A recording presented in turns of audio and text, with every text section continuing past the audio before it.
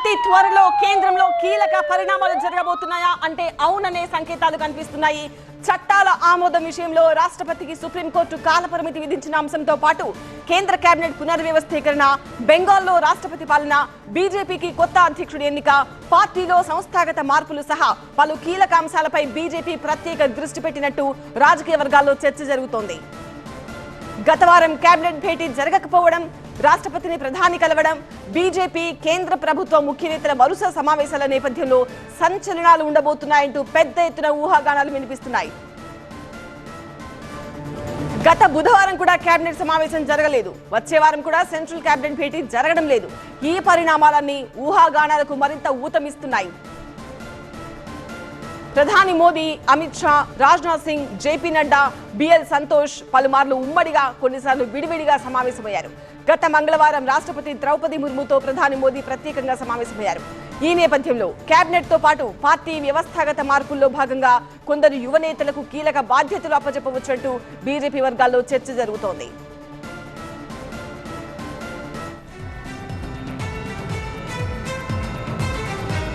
ఢిల్లీలో ఏం జరగబోతోంది? ఢిల్లీ టీవీ నేను ప్రతినిధి గోపీకృష్ణతో మాట్లాడి తెలుసుకుందాం. గోపీకృష్ణ, కేంద్ర కేబినెట్ విస్తరణ జరిగితే ఎవరెవరికి చోటు దక్కే అవకాశం ఉంది? ఇప్పుడున్న వాళ్ళలో ఎవరైనా తప్పించే అవకాశాలు ఉన్నాయా? బీజేపీ జాతీయ అధ్యక్ష పదవి ఎవరికి దక్కబోతోంది? అలాగే ఇంకా ఎలాంటి కీలక పరిణామాలు ఎక్స్పెక్ట్ చేయొచ్చు? ఢిల్లీ రాజకీయాలు ఆసక్తిని రేకెత్తిస్తున్నాయి. కీలక పరిణామాల దిశగా కేంద్రం నిర్ణయాలు తీసుకునే అవకాశం కనిపిస్తోంది. ఆ దిశగా రాజకీయ వర్గాల్లో కూడా ఒక చర్చ అనేది జరుగుతోంది.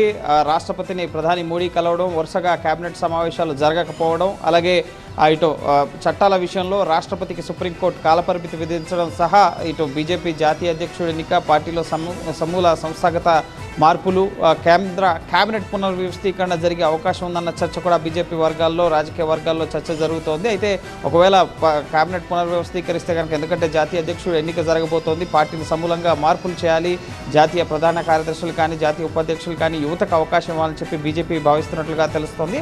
అందులో భాగంగా పార్టీలో ఉన్న, ముఖ్యంగా ప్రస్తుతం ప్రభుత్వంలో ఉండి భవిష్యత్తులో పార్టీలో తీసుకోవాల్సిన అవసరం వస్తే కనుక పునర్వ్యవస్థీకరణ ద్వారా ప్రభుత్వంలో ఉన్న వారిని పార్టీలోకి తీసుకునే అవకాశం కనిపిస్తోంది. ఇందులో భాగంగా తమిళనాడులో ఇప్పటివరకు అధ్యక్షుడిగా పనిచేసిన అన్నామలైని తప్పించి అక్కడ నాగేంద్రని అధ్యక్షుడిని చేయడం జరిగింది. సో ఆయన పేరు ప్రధానంగా వినిపిస్తోంది. అలాగే ఇటు తమిళనాడులో ఎలక్షన్స్ కూడా రాబోతున్నాయి. అలాగే బీహార్, పశ్చిమ బెంగాల్లో కూడా ఇటు ఎలక్షన్స్ రాబోతున్నాయి. బీహార్లో ఈ అక్టోబర్లో, అలాగే తమిళనాడులో వచ్చే ఏడాది మార్చిలో, ఇటు బెంగాల్లో వచ్చే ఏడాది మేలో ఎలక్షన్స్ రాబోతున్నాయి. కాబట్టి సో కేబినెట్ పునర్వ్యవస్థీకరిస్తే ఆయా రాష్ట్రాలకు సంబంధించిన వారికి ప్రాతినిధ్యం కల్పిస్తూ ఎలక్షన్స్ దిశగా ముందుకెళ్లే ఆలోచన అడుగుల్లో కూడా బీజేపీ ఉన్నట్లుగా తెలుస్తుంది.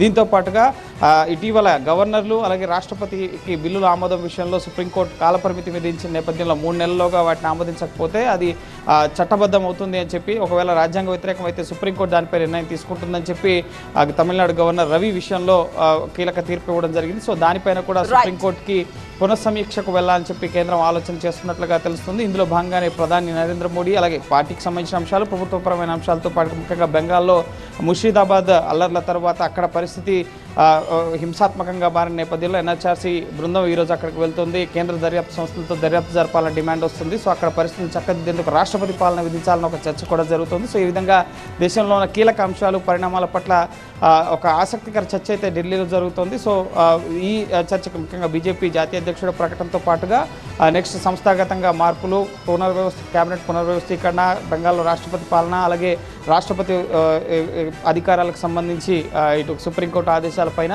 ఏ విధంగా ముందుకెళ్లబోతుందనే అంశానికి సంబంధించి త్వరలోనే స్పష్టత వచ్చే అవకాశం కనిపిస్తుంది.